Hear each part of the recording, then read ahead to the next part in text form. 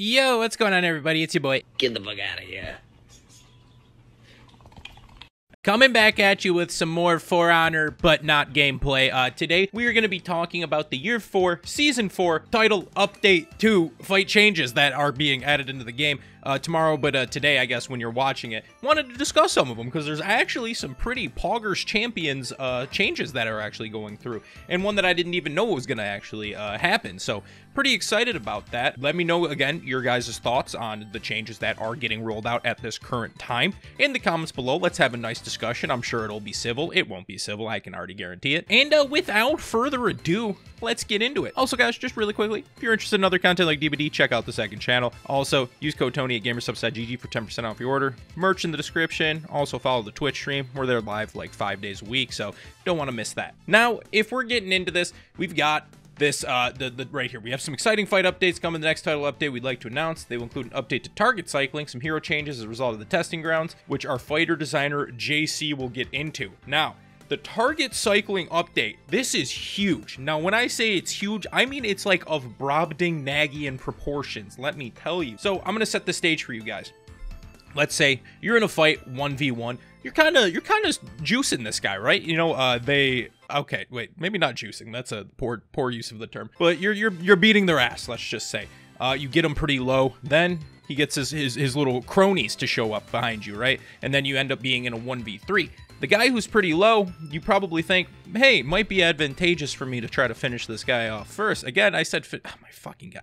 So you want to kill him first, and the game sometimes is like, hey, you actually can't lock onto him because he's going to be still in lock-on range, but those two other people will actually be closer to you, so you're actually only able to lock onto those two, which doesn't really make much sense, right? If you're still in the range of your lock-on, you should be able to lock on to whichever character is within that distance, which is what they're actually changing. So if you go ahead and see, you can say when you have two targets, you can switch between the targets by pressing LT, or, you know, which is like any of your trigger button, to lock onto the first target and press it again to switch to the second. That's just kind of how it works. You know, I think it's like Alt if you're on PC. So we can go ahead and play this and show you what this looks like. As you can see, it's not too crazy. You let go of it, hit it again, it swaps to the next closest target to you. That's how it works currently. Now, if they show you how it works, basically, let's just say this Raider right here, you know, he's blinking red health, and you go to actually swap to him. You know, you swap to the Warden, you swap to the Kensei, and then it goes back to him, and then as how hard you try, you cannot swap to the Raider. And that actually is, it's so upsetting how many times you could probably just get like a light on there, right, and be able to build up your revenge, wait for your team, but you can't actually lock onto them. They just end up sitting in the back and, you know, just kind of chilling out there. So they say with the target cycling update, you'll be able to switch to the third or fourth target within your lockable range. So if we take a look at this video and kind of show what it is. So they got the Kensei, they got the Raider, they got the Tiandi, and it kind of cycles through. So the cycling begins, they say, when you switch to a third target, meaning you must already be locked on to a target prior. So if you weren't locked, you'll be using the main rule, which is selecting the next closest target. So let's just say that, yeah, if you're already selected onto the Kensei and you wanted to move to the Raider, it'll select, but you will actually start, if you're not locked on, it'll go on to whoever is closest, essentially. And this makes it way easier, not only for that situation to where I said where someone's extremely low and you're not able to get any kills on, but just in general for target swapping. If you're in like a 1v3, 1v4, and you can only target swap between two people, they're eventually going to be like, wow, I just have to wait for them to swap to me, and it's going to hit me. Where if you can be able to switch it up, you know, instead of going to the Warden or Kensei right here, you maybe go to the Raider, and then he's like, oh, I'm caught off guard. I've just been hit in the face with a heavy attack. So that makes it a lot better also for your anti-gank abilities, and I just think can make the options that you end up choosing, you could be a little bit more shifty on the map, I should say. It's going to be pretty interesting to see how this works. I'm super excited. Like, no doubt, this is one of the best changes I've actually seen in a while. I mean, I'd hate to... I'm not like 100% excited because, you know, it's kind of about damn time that it came through. It should have been here a little bit earlier in my opinion. But yet again, I am still happy to see the developers going in and changing things like this. I do hope, you know, in the future we can still get some changes with like some of the bugs that are in the game, address some of those. I don't know if they even know how to deal with it. You've got stuff like the invisible weapon glitch, you've got that massive revenge shield that people can get, and just numerous other bugs that are actually existing in the game. Would like to see those kind of ironed out as well to make the whole Dominion experience a little bit better for you. But with this target swapping, there is actually conditions. You can only cycle through visible targets, so I guess if the target is behind you, you won't be able to swap to it, which I suppose does make sense, as you don't have eyes in the back of your head. And the cycling time is sensitive, so you only have 250 milliseconds, which is a quarter of a second, after releasing the lock button to press it again to engage the cycle. And if you switch past the 250 ms rule, you will return to the main rule, which is doing the closest target. So you do have to be a little bit quick, but usually when you're cycling like between moves, you know, one of the things with Kensei is like you might swift strike swap to somebody and then throw the next attack onto a different person. That's well within the 250 ms. You shouldn't think that that's too quick. You should definitely be able to do it, and this kind of shows you what it looks like. I don't want to blast your ears with this music, but you can see swapping between, swapping right there. You can see they're within the rules, and then they do it quickly. They can actually go to everyone. So if you're a little slow on it, you'll go back to the main rule, and if not, you'll be able to cycle freely, which is actually insane.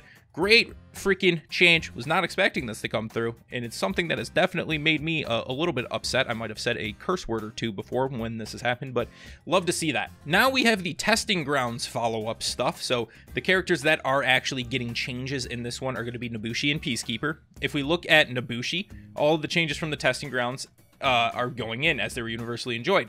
And they say many players noted that the kick mix-up wasn't working well enough due to how reactable the kick was, so we'll make an additional edit to make the kick less reactable. Now, I don't know what that means. I don't know what an edit means. Does that just simply increase the speed or make the animation slightly different to make it harder to react to? I don't know, but a lot of the stuff with Nobushi, if I can recall off the top of my head, I don't remember everything, was like undodgeable heavy finishers. You can, after the first hit of the zone, you could go into a heavy finisher, you could go into a kick. Just kind of led for more options for the Nobushi. I'm not a Nobushi player myself, but to me, it made it seem like they wouldn't be, you know, complete doggy doo-doo. You know, they might be like okay now. I don't think they'll be super strong, but and I think also after like their dodge lights and dodge heavies, you can go into a heavy finisher as well. The undodgeable property is really good because Nobushi's heavies do a lot of damage, so that'll be nice for her to have on there. And it's glad to see that there's not any like vast changes besides that going in that we haven't actually tested, because that's where you can kind of get into some sticky areas where it's like, oh, we didn't test this and it's completely bad, or it's way too good. The other character that is getting a change is going to be the Peacekeeper. Peacekeeper, they say all the changes from the testing grounds as they were universally enjoyed.